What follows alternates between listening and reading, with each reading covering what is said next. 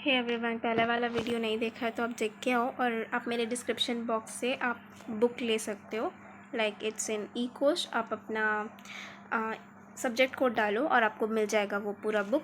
और मैंने पहले वाले वीडियो में पूरा ऑलमोस्ट लाइक इंट्रोडक्शन कवर कर लिया है। इस वाले वीडियो में मैं पूरी स्टोरी बताऊंगी एंड एपिक क्या होता है ये बताऊंगी। तो ये दोनों ही क्वेश्चन आता है, एक्चुअली मोस्टली आता है।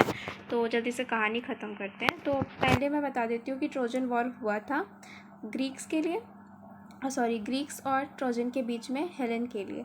तो हेलेन जो थी वो किंग मेनेलस की वाइफ थी और किंग ऑफ स्पर्टा मतलब ग्रीक्स की वाइफ, मतलब ग्रीक्स के जो किंग थे उसकी वाइफ थी। वाइफ का नाम हेलेन था और किंग का नाम था मेनेलस। और जिसके साथ हेलेन भाग गई थी उसका नाम था प्रिंस ऑफ ट्रॉय पेरिस। तो इतना समझ में आ गया होगा। एंड नाउ एक्चुअली हुआ ये था कि जो 9 साल का जो एक बहुत बड़ी जो ट्रोजन वॉर हुई थी उसके बीच में एक और लड़ाई हुई थी, एक छोटी सी लड़ाई हुई थी जिसकी जो था ट्रॉय का एक छोटा सा टाउन जहाँ पे जिसका नाम था क्राइसिस। अब क्राइस टाउन में दो ब्यूटीफुल वुमेंस थी, एक का नाम था क्राइसिस, एक का नाम था ब्राइसिस। अब दोनों थे वहाँ की ब्यूटीफुल वुमेंस। अब वो थी प्राइज ब्यूटी, मतलब अगर वॉर जीत गए तो आपको वो दोनों मिलेंगी। तो एक्चुअल में जीता था एक्नेमेनन और एक्लाइस ने। एक्नेमेनन जो था वो ग्रीक्स का किंग था और एक्लाइस जो था वो एक कमांडर था, एक बहुत बड़ा सिपाही था और जिसकी मदर जो थी वो गॉडेस थी। तो गॉडेस थी तो उसके पास पावर था। उसकी मदर का नाम, मतलब एक्लेस की मदर का नाम था थेटिस। थेटिस मतलब THETHIS। तो जो एक्लेस था उसके पास ऑलरेडी पावर था, तो वो एक कमांडर था। एग्नेमेनन जो था वो किंग था। तो जो एक्लेस है वो उसने ले लिया ब्राइसिस को, एग्नेमेनन ने ले लिया क्राइसिस को, क्योंकि एज उन लोगों ने वॉर जीता था। अब जो क्राइसिस के फादर हैं क्राइस, CHRYSES क्राइसिस। तो और इवन क्राइसिस की स्पेलिंग भी वैसी है, CHRYSEIS। तो इसका और इवन टाउन का नाम भी क्राइस है, CHRYSE। तो इसके बीच में कंफ्यूज मत होना, स्पेलिंग देख लेना। एंड जो उसके फादर हैं क्राइसिस के, वो मतलब क्राइसिस को मांगने लगे कि मुझे वापस कर दो। और दे वर जस्ट लाइक कि नहीं नहीं, मैं तो हम लोग जीते हैं ना, तो हम जीते हैं तो हम वापस क्यों दें। ऑफ कोर्स कोई मतलब प्राइज़ में अगर आपने लड़ा है, आपको प्राइज़ मिला है तो आप वापस तो नहीं करने जाओगे ना। ऑफ कोर्स आपने लड़के लिया है।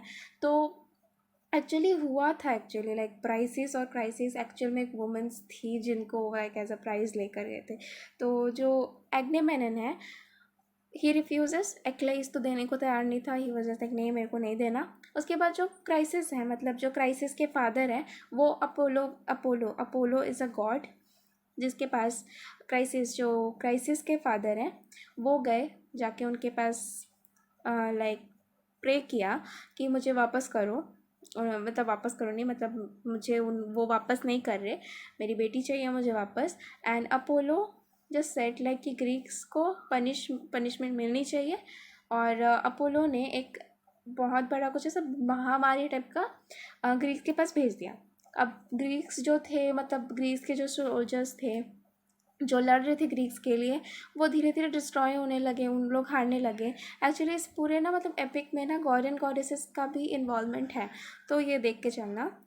तो एक्चुअल में लाइक पनिशमेंट देने के लिए उन लोगों ने एक महामारी फैला दी, जिसकी वजह से मरते गए सोल्जर्स मर रहे थे बहुत ज़्यादा। तो लाइक किंग भी बहुत ज़्यादा वो हो गया कि लाइक यार मेरे तो सारे सोल्जर्स ख़त्म हो जाएंगे ऐसे ही चलता रहा तो the king was just like कि ठीक है, मतलब वापस ही करना है ना, मतलब वापस कर देने से शायद उन लोग शांत हो जाएंगे और ये मतलब ये महामारी बंद हो जाएगा, ख़त्म हो जाएगा।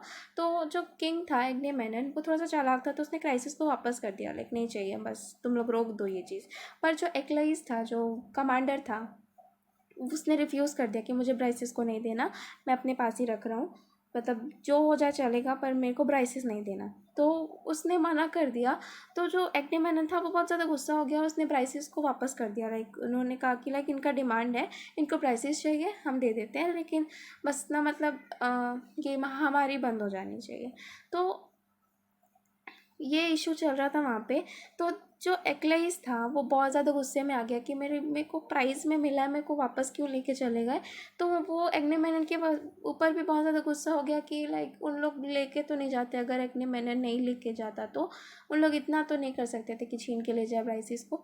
तो इट वॉज एग्नेमेनन जो जिसने कन्वे किया और लाइक ब्राइसिस को वापस करने गया।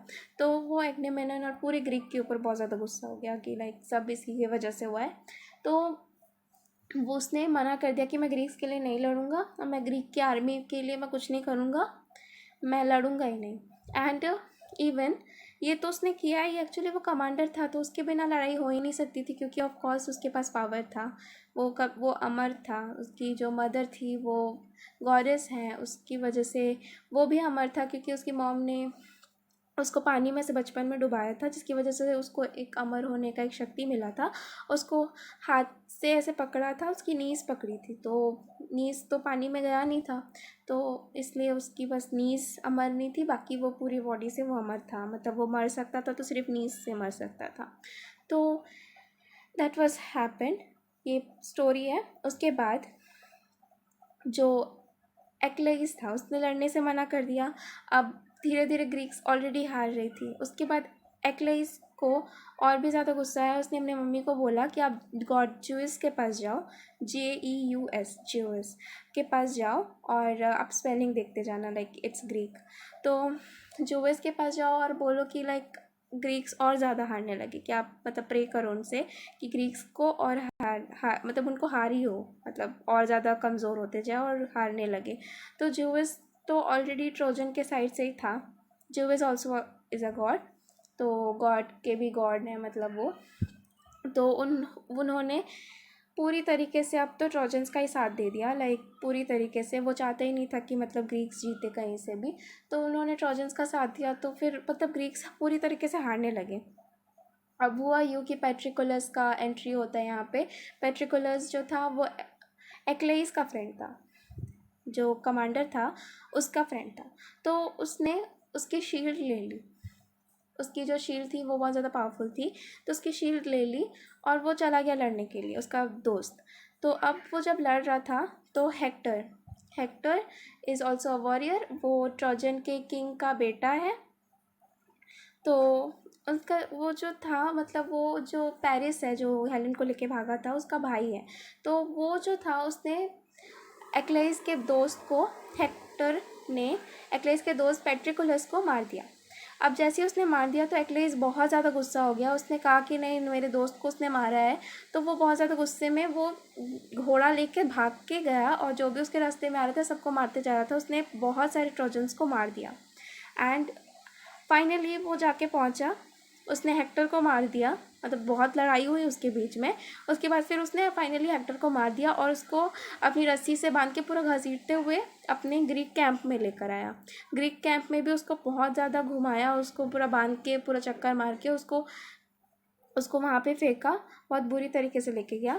फिर लाइक ज्यूस जो एक्चुअल गॉड थे, वो हेक्टर के फादर को, प्रियम हेक्टर के फादर का नाम था, जो किंग थे पेरिस और हेक्टर के फादर, उनको बोला दैट आप उनके पास जाओ, बिकॉज हेक्टर भी एक बहुत बड़ा वॉरियर है, उसने भी लड़ा है बहुत ज़्यादा, तो वो भी एक ग्रेट हीरो का फनेरियल डिज़र्व करता है। तो प्रियम ने भी अग्री किया कि हाँ वो तो करता है। तो फिर वो एक्लेस के पास गया, उसने उसने हाथ जोड़ के कहा कि उनको उनके बेटी की बॉडी चाहिए। अब प्रियम जो है वो मतलब उनके पास रिक्वेस्ट कर रहे थे, और एक्लाइज भी जो था वो भी ऐसा सोचने लगा कि अगर मेरे फादर होते तो मैं तो ऐसा नहीं करता। तो ऑफ कोर्स लाइक वो भी अपने फादर को इमेजिन कर रहे थे।